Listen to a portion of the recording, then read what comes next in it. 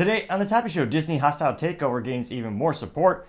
Vivek on George Santos being expelled goes viral. Teachers union contract says they can treat kids differently based on their race. Disney completes their purchase of Hulu. AT&T to partner with Ericsson for a wireless network.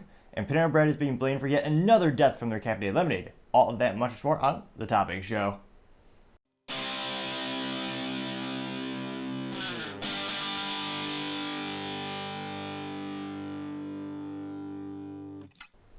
Thank you everyone for taking the time to tune in today. Today's episode of Topping Show is sponsored by Topping Technologies.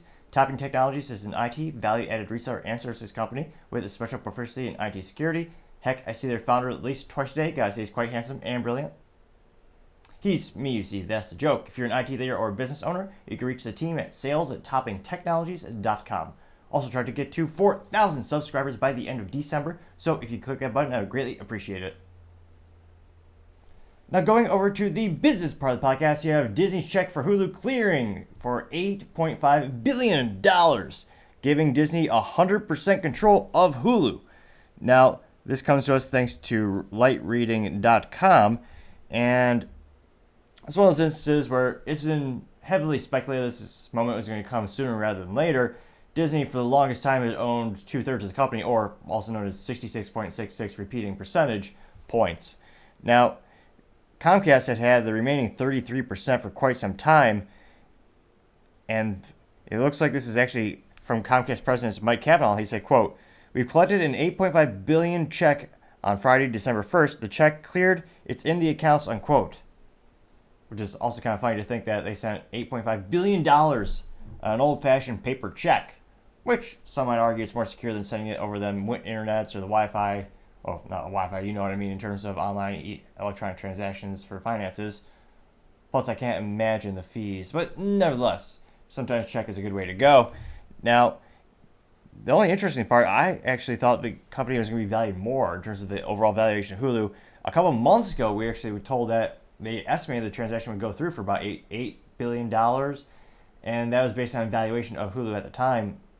Now that Disney is able to bring that whole thing to 100% ownership, it'll be interesting to see how long they keep the applications separately and the user experience separately, or if at the end of the day, they just combine it all into Disney Plus streaming services, which someday may turn a profit. Allegedly. Maybe. Perhaps. They've lost a couple $1 billion on that initiative, and let's just say they're moving in the right direction in some regards for Disney Plus. The losses are beginning, I believe the last fiscal quarter said they lost about $400 million, which is an improvement from the billions they were losing on it. So they're slowly going in the right direction, but it'll be interesting to see with all the increased vigor about the boycotting Disney and them pissing off Elon and X by withdrawing their advertising funds because, frankly, they just don't believe in free speech. It'll be interesting to see how much that throws a curveball into Disney Plus and maybe even makes it so that perhaps they never do make a profit. But as I always say, time shall tell. Other interesting business news, you have AT&T to partner with Ericsson for wireless network deployment. Now, specifically, they note this is thanks to Kiara Reinhardt at LinkedIn, and they noted that AT&T selected Ericsson to supply the equipment for the overhaul of its U.S. wireless network in a deal that could amount to $14 billion over 5 years. By 2026, AT&T is aiming to route 70% of its wireless traffic through open platforms, which will replace the proprietary equipment currently supplied by Nokia. They also noted that vendors will be able to compete to supply components for the network. Ericsson has committed to opening up its software interfaces, something companies have been reluctant to do as they guard their existing business in order to win the contract. Which is also a fun little business note. Nokia is still a huge multinational corporation. They just don't make cell phones like they did back in my day, where they were renowned and known for having some of the most durable cell phones on the planet. Now they make telecom infrastructure. Ericsson has been around for hundreds of years as well, Swedish-based, although a majority of their profits, I believe, do still come from North America. And again, people used to think they made cell phones, which they did with a partnership with Sony. That's why you had the little flip phones with Sony Ericsson. And again, I'm perhaps dating myself.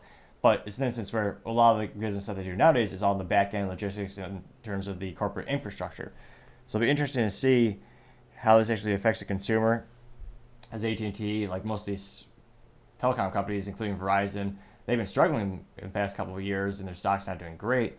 But it'll be interesting to see, maybe this helps turn it around, maybe increases their service to the customers. But As I always say, time shall tell. Now, going over to the culture part of the podcast, you have Disney's hostile takeover gaining traction as Nelson Peltz gets investments from Ancora Holdings.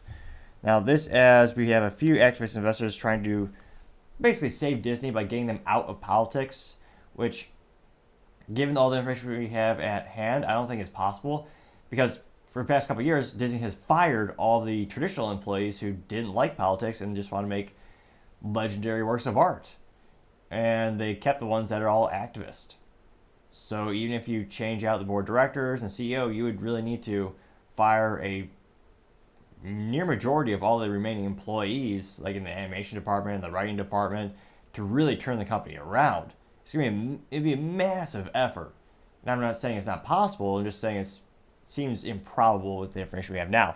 Now, specifically, this comes to us thanks to The Wrap. They noted that Nelson Peltz fight for Disney board seats gets new ally investment firm Ancora Holdings. The boutique firm issued a public letter supporting the activist investors' efforts. Now, Nelson Peltz, specifically, he and his holding company, I think it's Train.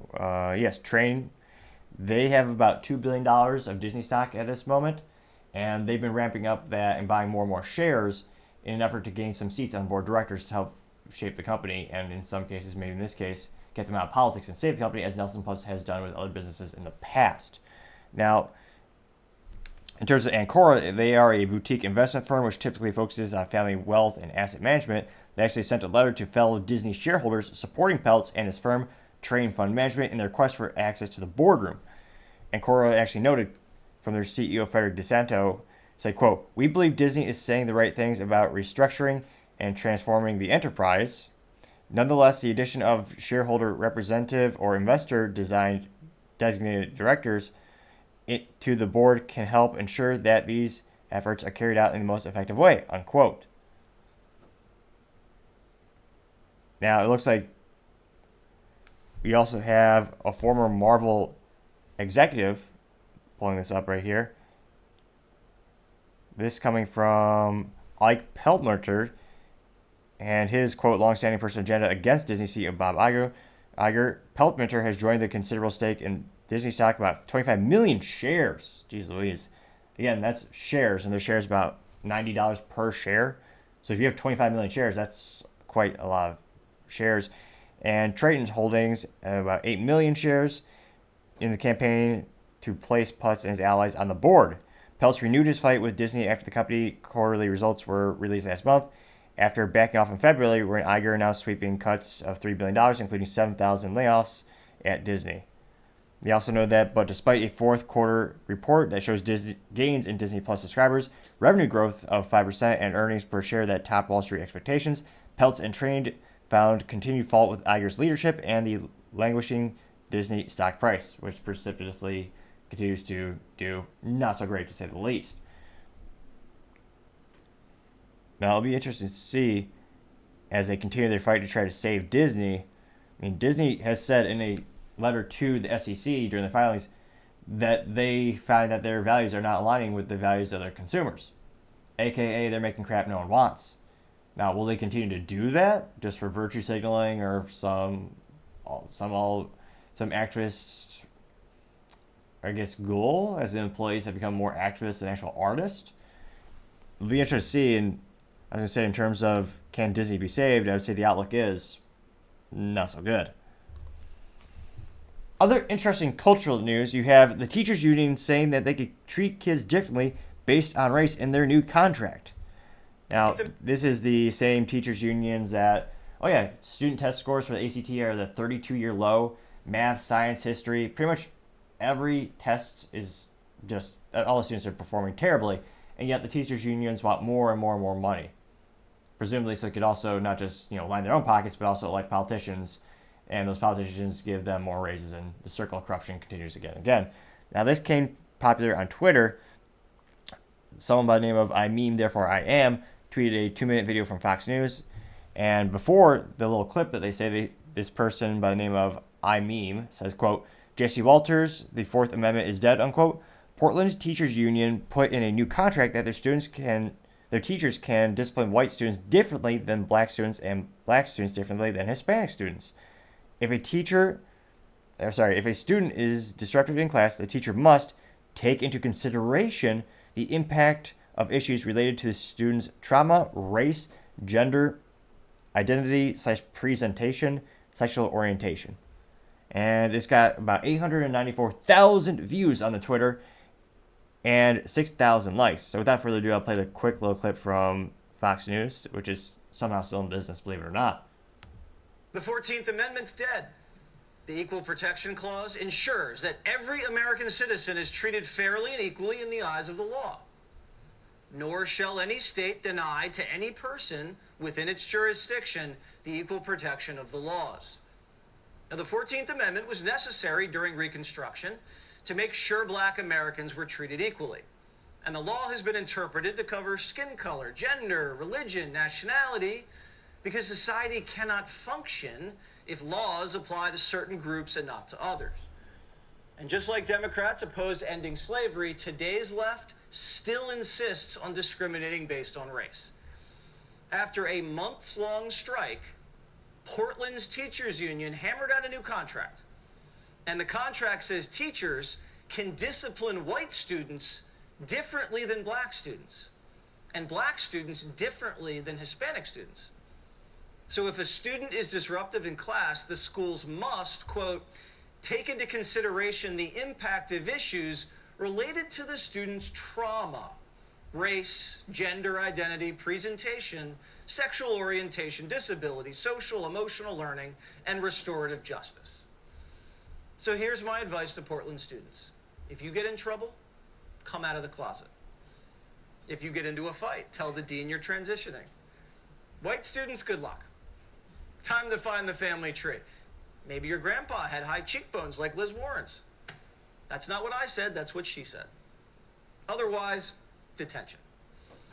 This type of disciplinary inequality, you already see it in today's criminal justice system. Remember those Trantifa animals who laid siege to the federal courthouse in Portland? All those charges were dropped. When you have green hair and you identify as a rainbow, you are treated differently. Or if you're a migrant who gets popped for a DUI in San Francisco, no problemo. They don't deport. It's a sanctuary. You get special treatment. Or these BLMers who torched a Wendy's, that's not what they meant when they said flame broiled. You know, most of us consider that arson. It's a 20-year felony. Nope. Probation. The fire was mostly peaceful. Obama started this in 2014. He threatened to investigate schools if black students were disciplined at a higher rate than whites. And he ignored the fact that the teachers disciplining the black students were very often also black. This attitude's wreaking havoc on the country. So-called authority figures feel uncomfortable doling out punishment. And so they let crimes and bad behavior go unpunished. And this creates big problems for all of us. So, as the youth would say, the 14th Amendment's dead. Again, I don't know why Elon thinks it's some might call it a bug or a feature. I call it a bug. I don't know why the videos they all seem to just instantly repeat on Twitter when you try to play them. Now, again, that got 894,000 views and 6,000 likes. And it is quite concerning when, the country was founded by, treating everyone the same, no matter their race or their creed. And we're seeing more and more of evidence of that not being the case. Now, let's go to the comment section and see what people are saying. Someone by the name of Kim says, quote, I saw this disparity in discipline when I was a teacher. No child is held accountable for their actions. It's all about numbers. Your district doesn't look good if you have too many students of one race removed from the classroom. Everything is based on statistics. I loved teaching for the 23 years I did, but there's no way I would do that now, unquote. That person got 232 likes. Ms. Me says, quote, Native American students in Portland are 5 times more likely to be suspended or expelled than white students, and black students in Portland schools are 4.6 times more likely to be suspended or expelled than white students, unquote. Got 23 likes. Now, I mean, therefore I am, reply to that statement. And they say, quote, are they getting expelled more just because of their color, of their skin, or because of their bad behavior, unquote. They got 533 likes. Or as the youth might say, that person was ratioed, to say the least. Again, that person got 23 likes. I am mean, therefore I am responding got 533 likes. Denise Aguilera says, quote, people just need to pull their kids from the system. It's trash, unquote. They got 1,000 likes. Storm says, quote, sue, sue, sue. It's a violation of the constitutional rights, unquote. They got 276 likes. Deaf okay to be white says, quote, racism at its core, we're reverting back to the early 1900s, unquote. Got 239 likes. I am 3 says, quote, so basically they're going to judge what their life is like by the color of their skin. Sounds straight up in your face racist, unquote. Okay, 683 likes. Charlotte A says, quote, white students should identify as black or Hispanic. If identifying as a different gender is acknowledged, why not race, unquote. That got 157 likes. Steve Markland says simply, quote, world gone mad, unquote, getting 100 likes. Be Happy says, quote, wow, why anyone has their kids in public schools still is beyond me, unquote, getting 92 likes. Slim Wiggy says, quote, white students identify as rainbow to get special treatment, and I don't think we talk enough about this. Tell kids they're bad for being white long enough, they're going to opt into the trans category, unquote, getting 92 likes. SP Unkillable says, quote, treating race like a disability is wild, unquote, getting 75 likes. Mike Russell for Atlanta says, quote, wrong, this must be challenged in court. Too many sacrifice too much for too long for society to sanction these blatant racism, unquote, getting 88 likes. And as I scroll through the comments more and more, oh, Tom Condor gets A+ for not marketing, but good historical reference. He simply says, quote, some animals are more equal than others, unquote. Animal Farm, George Orwell, getting 9 likes, and referencing one of the most brilliant books in history, Animal Farm by George Orwell, who also wrote 1984. Both very sad books, and unfortunately all too realistic as our society seems to become more and more of a dystopia. So it'll be interesting to see what kind of lawsuits start to emerge from this, because, again, it certainly sounds like it's against the 14th Amendment, and they're quite literally treating people differently based on their race. I can't conceive a situation where that would be acceptable by the public, and yet the teachers union just leaned into it. They embraced it. They pushed for this. It's in their contract. So let me know in the comments, is this yet another reason? What was this make? Reason 9,958,975,323 to get your kids out of public school? Do you think this would at all incentivize kids to go to public school now? If anything, I think it's going to continue to move the pendulum to having more and more teachers or more and more students homeschooled, as parents start to realize many of these public schools are actually not a net asset to their kids, but it's actually a liability to many of them. But as I always say, time shall tell. Now going over to the political part of the podcast, you have Vivek on George Santos being expelled, going viral, getting 1 million views on the Twitter, or as 18 people call it, the X. Let me know, anecdotally speaking, what do you call Elon's social media site when you're hanging out with your friends? Do you call it Twitter or do you call it X? I'd be fascinated to hear what you have to say and what the breakdown is. Now, Vivek got about 1 million views and 19,000 likes for this particular video. And without further ado, I'll play that really quick. Has some serious problems. This George Santos guy has some serious problems, and I'd live a good life if I never met the guy. Probably most of us would. But I think it's wrong that he was expelled without putting it to the voters or without running it through the court process. The judicial system determines the guilt. The guy's been indicted. Let that play itself out. Anybody since the Civil War who has been expelled, it's only been 2 people, both of them were convicted in a court of law before their fellow congressmen got them out. As ugly as politicians are, and I think many of their behaviors are god-awful ugly, some of them downright criminal, we have a system for dealing with who serves in Congress. It's this thing we call elections in our country. We have them every 2 years for Congress. There's another one next year, just like there was one last year. So if it has to be outside of that normal democratic process, it better darn well be a court of law that's found somebody guilty. Now that this guy has been expelled, and he does seem like a pathological liar and everything else, if what's printed in the press is to be believed. That being said, this sets a terrible precedent. Now that they can use this for George Santos, they can use this for anybody. I mean, Bob Menendez, gold bars. You could talk about that example. Go straight down the list. This should be up to the voters and to the courts, not to a bunch of fellow congressmen to override the democratic will of the people. And that may not be a popular position right now, but I think it's important that somebody speak the truth, not just when it's easy, but when it's hard. So it'll be interesting to see. Do you think most of the comments agree with him, or are they more contrarian? Let's dive in the comment section and find out. Now, one of the very first comments comes from the right guy, and this says, quote, Tlaib, Omar, Mendez all have reasons to be removed, yet nothing happens, unquote. I got 1.4 thousand likes, which, well, yes, they're on the left side political aisle. Usually, not always. There's a lot less consequences for many of their actions, to be frank. Let's see here. I'm Fancy says, quote, if we expel all pathological liars from Congress, no one will be left. Wait, I have an idea, unquote. Got 1.4 thousand likes. Even Miles Chong says, quote, a smarter Congress would have said, quote, if Santos goes, so does insert terrible Democrat here, unquote. Instead, they caved, unquote, getting 581 likes. Which, yes, that's what Republicans do.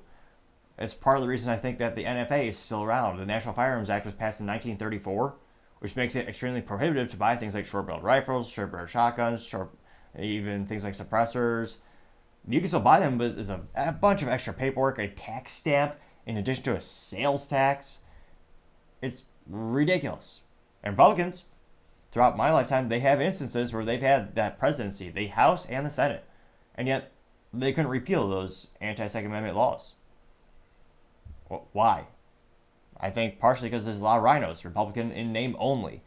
Basically, they're just diet Democrats with different names or different letters by their voting. When you go to vote, they have a different letter by them, but it really is a D.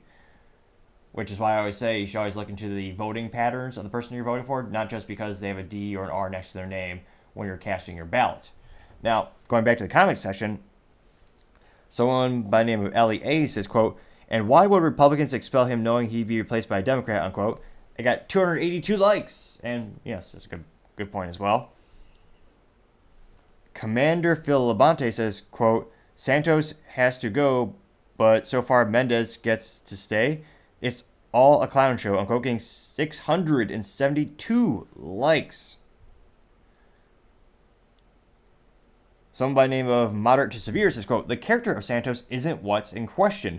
It's that the process they used to eliminate him can now be used with reckless abandon, unquote, getting 409 likes. James Giannitti says, quote, we are quickly becoming a, quote, guilty until proven innocent, unquote, society, unquote. Quote within a quote. Awkward as hell, but that's how it was written. They got 340 likes, and we're already there, unfortunately, especially for just individuals, just regular civilians.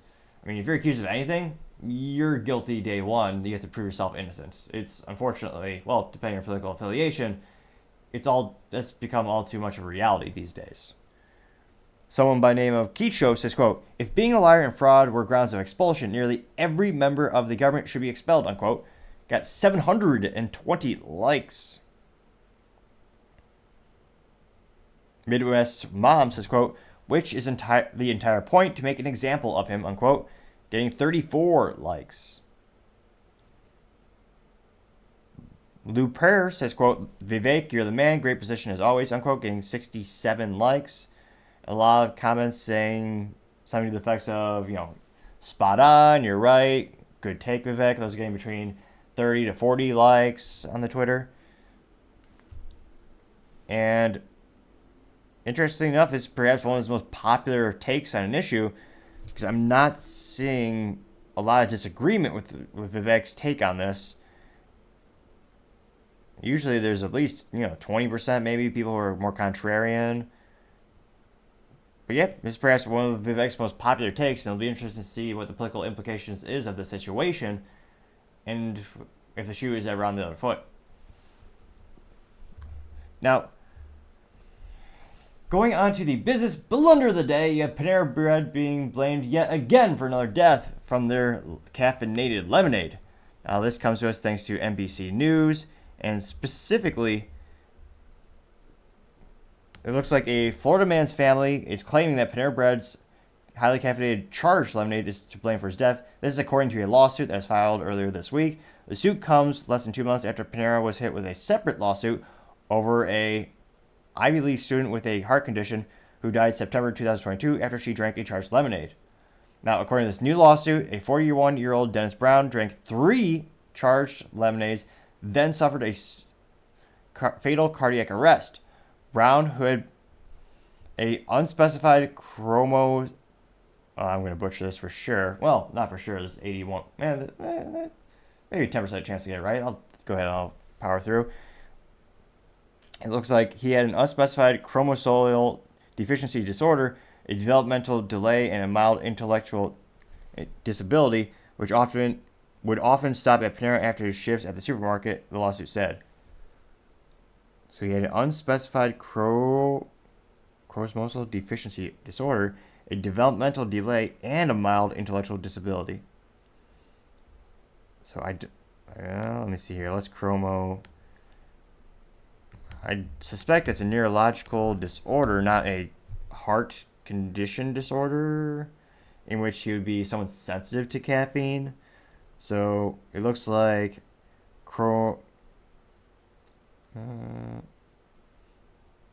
so correct, yeah. So that is a chromosomal abnormality that can be either numerical or structural and usually occur when there's cell division. Okay, so the first lawsuit had someone where they were sensitive to caffeine by their very nature.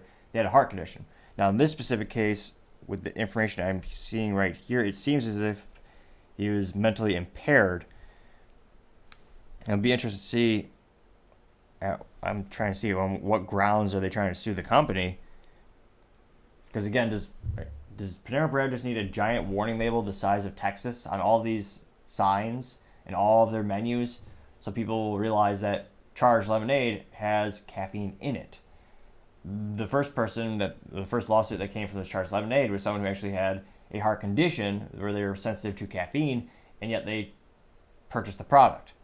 And their argument, unfortunately, since the person passed away, their family arguments was that, well, this person really didn't know, it wasn't properly advertised as being caffeinated. So it is unfortunate, to say the least, that there are some people who have passed away from this particular instance.